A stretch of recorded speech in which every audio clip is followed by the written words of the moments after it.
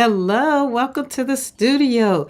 It's day 3, and I am here to share some more of my grief journey as I pretty much navigate through the loss of 2 children, one 17 years ago, my daughter and my granddaughter, and 5 years ago, literally this year, for my son's death.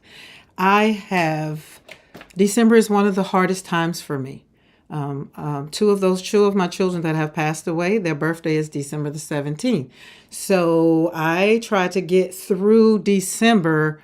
Now, this year, I'm doing it on purpose and I'm managing my grief to the point to where I know that it's coming. Their birthdays are coming. It's a part of my journey and I can't wish it away. All right, so that's what I'm doing, and we're going to wait a few minutes for people who are subscribed to the channel. If you're not subscribed to the channel, you're on the replay, hit that subscribe button and that bell notification so that when I do go live, you'll be notified and you get to join me here in the studio on whatever I'm talking about because I'm multifaceted. We got the dogs, we got art, we have... Let's see, Porch Chronicles. Hey, Dawn, how are you? Are you staying warm? How is the weather? Did you get any more snow? Oh, this light is going to drive me bananas. So, yeah, we're going to, let's see, did I cut Do Not Disturb on? Because I'm going to be here. I'm going to start setting alarms, right? So that I can be mindful of your time. And today I have to I have an art meeting, Christmas party meeting this afternoon. I have to go by my mom. So I got a lot of stuff to do on my way to that meeting, but I didn't want to go because I didn't want to be on late tonight. And I didn't do a live this morning because the puppies and the dogs had me strung out. And I was doing some writing some blogs and getting some stuff together because, again, I take care of Karen first, and then I share these tools with you because if they're helping me, then I want them to help you. And for whatever reason, I feel like I'm getting, let's see, what is that? Let's see. Okay. I got to realize this is us.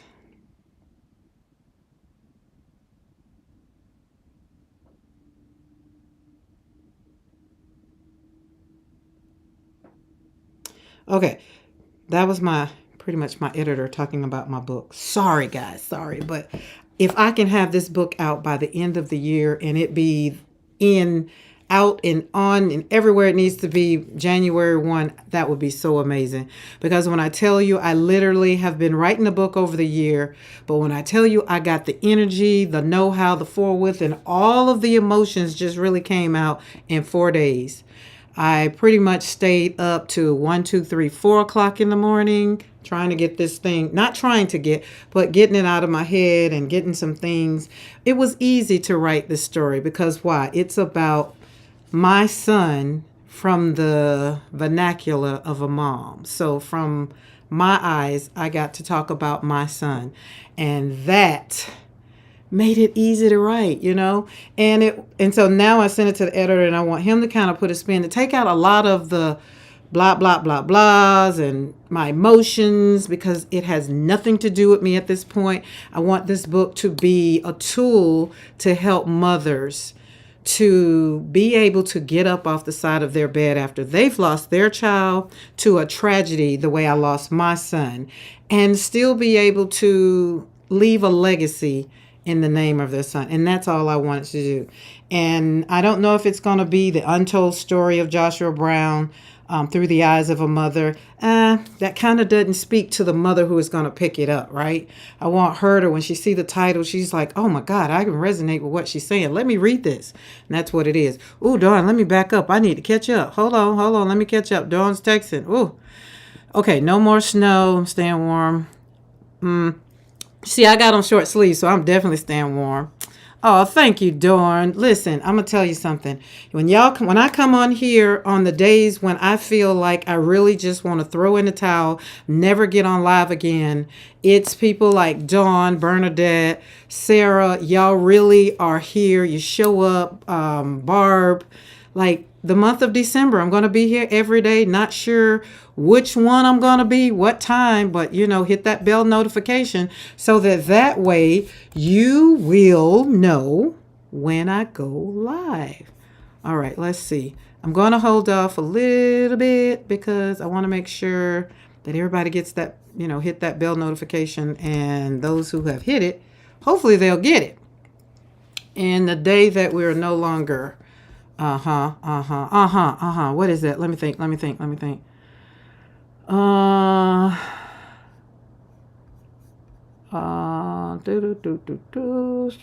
Yes. Dawn, I had to look that one up because I want to make sure that, my thought process sometimes don't always come to me as it should. So, I have literally, what I told y'all, 1, 2, 3, 4, 5, 6, 7, 8, 9, 10, 11, 12, 13, 14, 15, 16, 17, 18 Bibles right here to the left. No, 18, 19, 20, 21. Bibles right here to the left of me. I went in the office, / bedroom yesterday, and I pulled out another 4.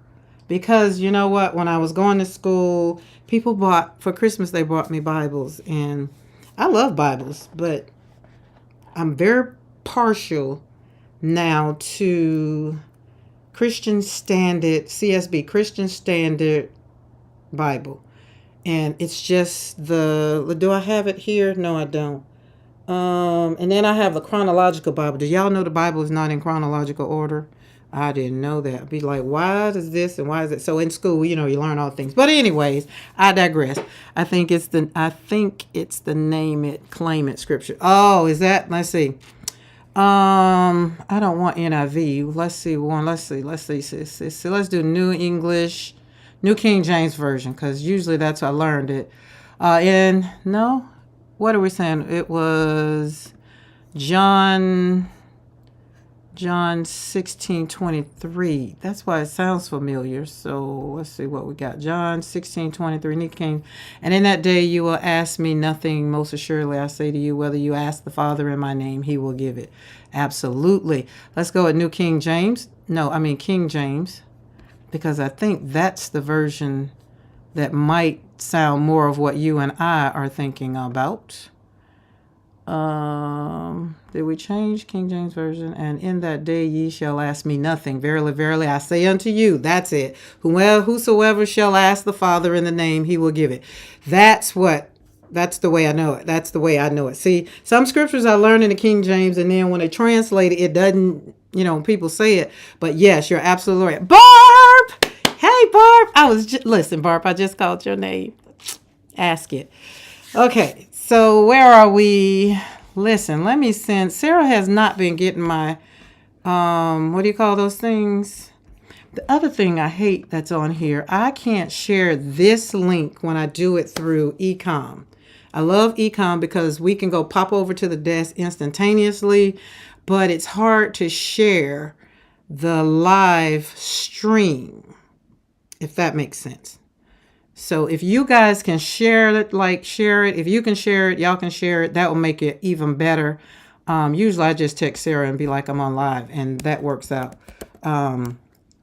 Because I don't want to. She comes on. She's been popping on later.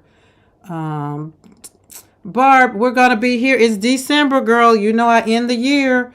We're going to walk through these birthdays and it's going to be a breeze, and God is going to shine his light upon me. He's going to give me so much joy. He's going to make my heart full and make me grateful, even more grateful than I am right now. Okay, that's that. All right, let's close that so that won't be in my way. And close this down so that won't be in my way. I have what I want to talk about today real quick. I'm going to try to stay on task. And y'all know sometimes I'll be like the Baptist preacher. I'm going to close out 3-4 times before I actually really close out. This month, the kid's birthday is December the 17th. And this month, I am managing my grief before it really grabs hold to me, right? What I want to do is make sure that in my sanity and my sane and in my grief walk, that I personally, I don't get down, that I go back to what it used to be before I even lost a child. I used to love Christmas. Not so much as Christmas, the spending money and all the things, but I had 7 kids. So imagine my house when my kids were younger. It was amazing. It was always full of joy until they became teenagers, and then they wanted all the, then they wanted all the things, right? So then that made it a little difficult, but it still was fun. We got up, we would do a cupcake or a little cake for Jesus's birthday, even though it's not in December. We educated the children to let the children know what Christmas was all about. It wasn't about buying things and giving you all these great and wonderful things. And that made it fun. And after I lost my daughter and my granddaughter, I pretty much didn't want to do any of the things because the kid's birthday was December 17th, right? So we would go and get a live Christmas tree. This was our tradition on their birthday. And then we would decorate the tree, and it was fun. So after Tanika died, I didn't want to do it anymore. And it took me probably about, I tried to do it. I tried to put up lights. I tried to do it, after she died, but I don't think I did it again. I don't think I put up a tree again until after 2013, and she died in 2007. So I want to say when we moved back stateside, it was a thing. It was something that I had to mentally do, because now then trying to put up trees and be happy and Christmas and all that, it was sad because my daughter wasn't there. She was the light. We did the lights. Once we put the tree up, we were the ones that put the long sleeves on, the gloves on, and we would go in and put the lights all the way around the branch. So our lights went in and then they came through. It looks like the whole tree was lit up. And so being that she wasn't there, there was a piece of that train missing, and I didn't do it anymore. And somewhere down the line, I think after Portia had Braylon, and then I started seeing my other grandkids, it's like, well, I got to give them, and I start praying and asking the Lord to give me the strength to do it, because it would take me so low, like to even think about doing Christmas. And now, like this morning, I thought about going up in the attic, getting the Christmas stuff down, and it's just like, no, can't do it. So I started writing. It's like, why can't you do it? Hey, Sarah, I wanted to make sure you was here. I asked myself the questions. Why can't you do it? Why do you not want to do it? And as I was sitting there, I had this what if, and I think I'm going to put it out there for the what if. Let me get over to it. It's called Letting Go of Regret. I think I'm going to do a blog on it. And what it is, I said, embracing the present, letting go of regret for the things you didn't do.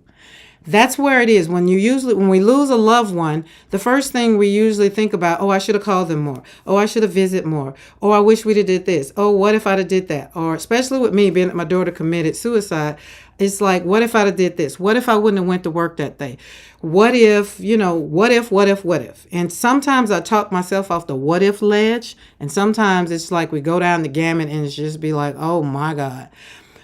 So I wanted to share on this 30 days. Well, it's not going to be 30 days. Well, however many days I show up for December, because I know I'll be gone for a week and then I'll be gone for 4 days there. Either way, I'm going to try to make sure I pop on and do maybe a 5-minute snippet or 10-minute snippet, so that therefore we can make things shake and bake. You know what I mean? You know what I mean? You know what I mean? Y'all know what I mean? Yeah. So it's important for me to take the things that I've learned over the last 5 years of my son's death and over the last 17 years of my daughter's death to help someone to possibly get through their grief. Like now it's the holidays. Somebody might be going through it like I have been going through it, or like I go through it, right? And they might want to be in, me and my daughter call it low to bar. Low to bar, meaning you're just in a low place and you don't even see up and you're not even looking to get up. But I want you to let go of the regret for the things that you didn't do. Now, if you didn't lose a loved one, you had a relationship that failed. You had a friendship that failed. You had, I don't know, whatever it is. Life serves us things that makes us say, what if? And this letting go of regret, embracing the present, it speaks to everything. You know what I mean? You can use this for whatever. I happen to have written it from a place of my grief and the what ifs of like things I didn't do for my children, things that I felt like I could have did better. And that way, when I got it out, I answered the question and I said, I did more than enough and I love them. And it is not that I didn't do the what if or whatever it was in my mind. It's like it was okay, right? You got this. You did a great job. So don't keep beating yourself up with the what ifs.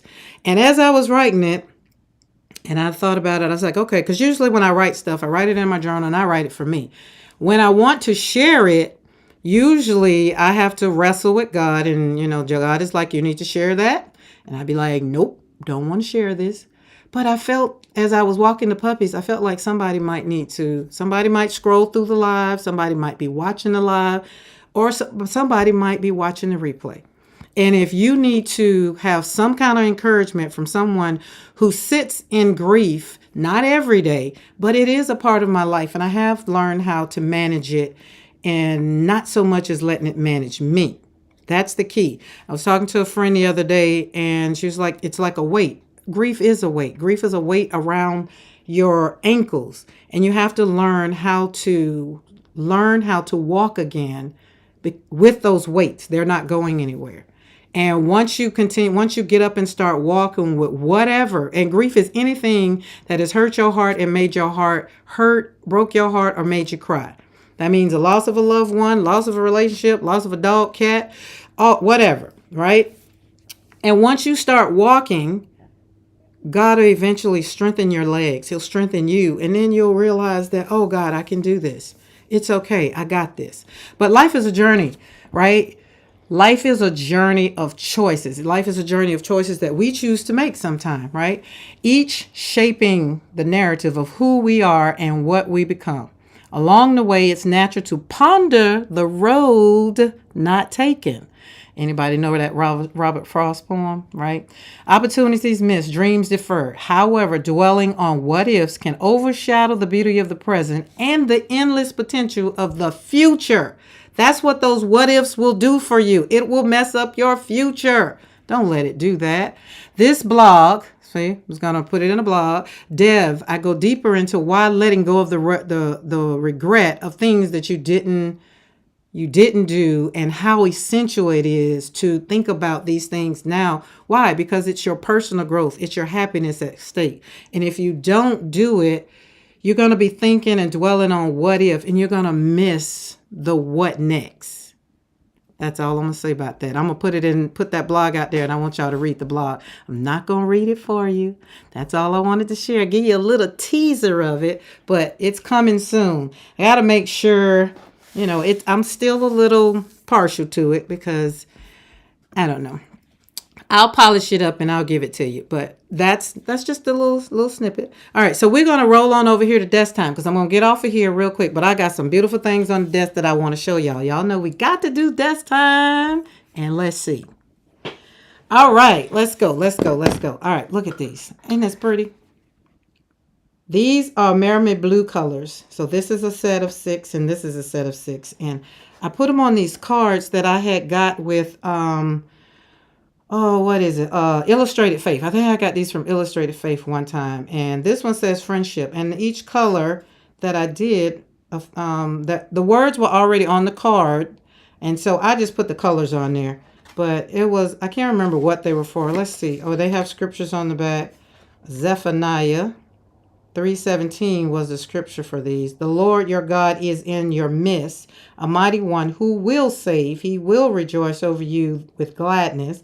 He will quiet you by his love. He shall exalt over you with loud singing. See, that's the ESV, English Standard Version. I know that a different way in the New King James Version, and it would have helped if I'd have put my glasses on too. But yeah, I could go deeper with that, but I won't. I'm going to add to the channel. We're also going to add a playlist of Bible studies because Sarah and Karen, going into 2025, we're going to pop on here together and do Bible studies. We're trying to get Sarah's following up so that she can do live. So if you're watching the replay and you have not subscribed to Sarah, that'll be Chef Sarah. And I think I put it in I know it's in one of my videos. I'll have to go back and put it in the comment of this one so that it's easy. All you got to do is click and subscribe because we want to be able to grow together, and know that we're not in this alone. Okay. And I want to do more so for the people of God, because I feel the urge and the call on my life to share more of my journey, based on how I let go of a lot of the belief systems that I was brought up with that no longer serve me in my life. And the only way that I personally did that was to get back into the Word of God and ask, not so much as question God, but ask God, what is it that you want from my life moving forward? And in Bible study, in devotion time, in prayer time, God has answered. And a lot of things that I was brought up and taught, that was, well, if you do this, if you don't do this, then God will be mad at you. That is not true. All of the stuff and all the angry stuff and all of the, after my kids died and I'm still here, God is not angry with you. God sent his son Jesus to die for sin. So all I'm gonna say about that. We're gonna carry on with that. All right. At this point, if you're not subscribed to the channel, I'm asking you to subscribe to the channel, because once again, we're trying to get to 500 before the end. I would love to get to 500 by December 17th, and that'll be a birthday gift for me, for the kids, because every level you go, it's a accomplishment with YouTube. I'm not going to say I want 1 million subscribers. I mean, if that's what the Lord wants me to have in time, it'll happen if it need be. But right now, I'm getting to 500 before the end of the year. And then we want another 500 so that we can continue growing. Remember, y'all, hit that thumbs up button so that way it pushes the video out and all of the things they're telling me to do. Because listen, I don't know how a car runs. All I know is put gas in it, keep the oil changed, keep the tires done. All the other stuff, I don't know. And the car works well. Okay, moving forward for desk time. This is, Sarah, we're talking about the watercolor canvas. I told you to go check it out. This is literally it. And last night I painted, just slapped some paint on it. I think this was, I'm not going to say cheap. It's very inexpensive. It's the Hobby Lobby paint, watercolor paint that I got. And I needed to test it out because I wanted to see what it was. Because when I'm really just practicing, I don't like practicing with my, $15 paint, $15 tube paint, So I got these from Hobby Lobby, all these pretty colors. And that's what I did. So I don't know if it was more so that the consistency of these paints were not as thick and that made it a problem. Not sure. But I think this morning, everything has dried. It looks good. I like them. So you can check it out. Like, really, it turned out really, really, really, really good. And it does not come through on the back. Like, you can see the shadowing because the light is shining through it. But other than that, it didn't bleed through or anything. It's 100%. Oh, let me see. This is, and it's the Master's Touch too. So this is it for watercolor and other wet mediums. This one is Prime Premium Cotton Acid Free Triple Prime with patented acrylic priming. Whatever that means, probably is why it beat it up with the at the first touch of it. So, but it did pretty good. Like right over here, you can tell how it kind of did. Do you have to use a ground on the canvas first? I didn't. That's what I was just thinking about, because it said that it was acrylic priming, whatever. But no, Dawn, I didn't put anything on it. Just slapped this watercolor paint on it, and that was it. But that could be something going forward. That could be something, maybe, I don't know. But I wanted it to be I'll go down the rabbit hole. Oh, it's actual watercolor canvas. Yeah, this is actually a watercolor canvas. And painting on it I'm going to do it in Patreon. I'm going to actually do the one. That's why I got two. So I'm going to do it 8x10, and I'm going to do more of the roses and peonies. And we're going to talk about it over there. All right, that's that. I feel like this was old. But y'all, remember when I told y'all I was writing that book. And each night before I started writing, I painted I slapped some paint on some paper, about 2 or 3. Then whenever I felt like I couldn't paint no more, I started writing. And over the last 4 days, right, literally the Tuesday before Thanksgiving. So last Wednesday morning was the last chapter. I didn't put them in the chapters kind of. I just typed, and just was going. And then I hit that button and I sent it to the editor. And the last thing that I did was this one.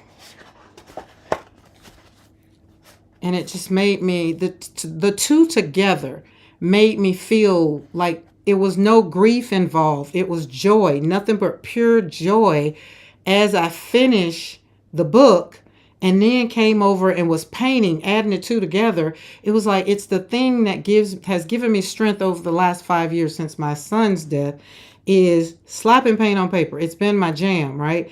So this one here, this one got a little dark, but this was when I first started because I literally just put the flowers on there, then added the leaf. So this was literally the first one.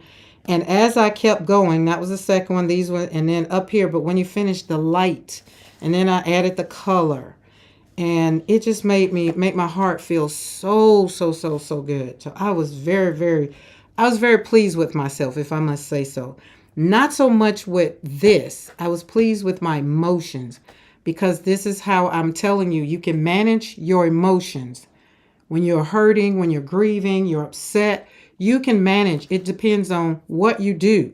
You have to learn how to manage your triggers. When you're triggered, you have to first of all acknowledge that you're triggered. And then whatever it is that you've decided that you're going to use to help you get through that journey, that's what you do. And this is what it's been. Like, look at this. Like, so let's see. I could turn this any kind of way, but this is the way I like these colors. Oh, and by the way, these are these colors. Minus that green. No, that green got mixed up with the yellow, these two, and a little bit of black. So these were the colors, the Marry Blue, and a little bit of dots and dust on some of them. All right, there's that one. So I'm going to get frames, and I'm going to frame I'm going to scan them in, and then I'm going to I'm going to sign them and frame them as the original. Look at that. Isn't that beautiful? I just had to say, girl, I think I did this one Tuesday night. I wrote it in my journal, but of course I didn't put it on here because like I said, I want to frame them and they'll be a part of my collections. We're going to scan them in. This one is pretty much in memory of my son, my daughter, and my granddaughter because it's 3. I have to leave you all on 4:30. I'm so sorry to catch the rest of the replay. Okay, Dawn. Thank you for showing up. Hi, Bernadette. Don't forget to hit that thumbs up if you're coming in, going out. And I'm not going to be because it's almost 30 minutes. See, I'm supposed to be getting ready to go myself. Anyways, let's move faster. The leaves on this one was great. Okay. Oh, and Barb, you'll be proud of me. I tried some landscape. Look at that. Dawn. Oh, before you go, this one. You inspired me to do this one when you showed your book. I was like, oh, I got to try it. It was fun. It was kind of fun. I must say it was fun. Y'all get it? The skies or whatever. I don't know. The mountains. That kind of looked like could have been water or mountains. I don't know. But you get the path of life, right? I just loved it. I was like, oh, look at Dawn over here encouraging me to do some landscape. I don't do landscape, but I had fun doing this one. And roses on top of roses on top of roses. Y'all know roses are my jam. And this one. And it was pretty. Purple, of course. We got the purple. I didn't like all out here, but it was a process of doing. I want to go there, Karen, and just sit. Oh, thank you. I wish I can look at my yard, and paint that, but we'll see. And more roses. Y'all know it's just roses, but look at these. When I tell you writing the book and painting at the same time, I didn't cry. I just was having fun. It was joy. Like, it was like God was just like, keep painting. And then when I finished painting, it's like, all right, go over there and finish this, finish that. Here's this, here's that. And I was like, oh my God, Lord, thank you. This was the first night when I started. These got big and I was like, oh, make them smaller. And then I was just like, just slap it down. Don't worry about it. And by the time I finished with this one again, I went on and started writing. So the writing and the painting went together. This one I love. As you can see, I took all of the whatever was left on when I was putting this down. And this was one got the leftover on the brush. So that one was fun. Fun, fun, fun, fun. They so yummy, like yummy, yummy. And something that I normally don't do is basically do these. The McCoy Cosmos that we named the flower that we did inspired this one. I was like, I like that one so much. Let's do another one. So this one will be pretty much go in a frame. And I will not. This is what I said. I won't put it in a frame that covers it up. I'm just going to get so this is 9, I think this paper is 9 by 12. So then I'll probably get whatever the frame that'll go around it and put it in a frame so that you get all of it, because all of it, look at the purple pops in it. It really did good. And y'all see, I did that wet on dry. It did pretty good. And I was pleased with that. Very much so pleased with that. And that's pretty much, I'm going to take pictures, not take pictures, but I'm going to scan these to go in the book, because this was part of the book. Like, as I was as I was writing, I was painting. And so each one of these will go in the book along with pictures of my son, my family, and all the things after I get their release. I think that's it that I have for desk time. I think that's it, because we're going to get on over here. Let's get back over here. All right, here we go. All right, we can take this down and move that out of the way, because the phone literally was on charge and I didn't want it to go dead. It was low on charge, but I had to get this live done because I needed to be done and getting the puppies out to go potty, everything done before I head into my meeting. And I just wanted to pop on here and hang out with you guys for a little bit and encourage someone who the holiday season is not your greatest time. You maybe have lost a loved one, you lost someone near and dear, and when the holiday season comes, they're not there. And this season reminds you of how you miss them, how your heart hurts. And I'm just here to encourage you through the things that I do. Grief is a part of life. Death is a part of life. It says in Ecclesiastes, there's a time for everything, and there's a time for death. We don't talk about it, but I'm over here, I'm Karen, I want to talk about it because I don't want people to be sideswiped with grief or with death like I was. I know it was a part of life. I listened to them talk about Jesus dying and going to the cross every Sunday, every Easter, and all the things. I just feel like, as in church, I feel like we didn't talk about it enough. We don't talk about a lot of the things that we live, this life we live. I think we need to talk about it more, and we need to have more life principles of how to do it. The people, they complain about the people that are on the corner. Maybe they're on the corner because they really don't want to do anything else. I'm not talking about those kind of people. I'm talking about people that sit in church every Sunday and they ask the question, God, how am I supposed to do this? The preacher said this. How am I supposed to do it? It's more than just pray. Faith without works is what? Dead. So here I am.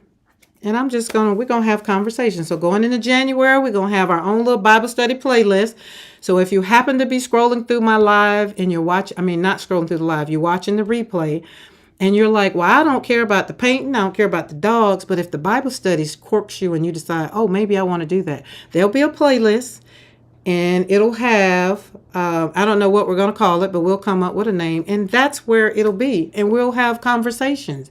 And you get to ask questions. And if we don't know, we'll pray about it. And we'll read the Bible and ask the Lord, what say you about the question that someone asked?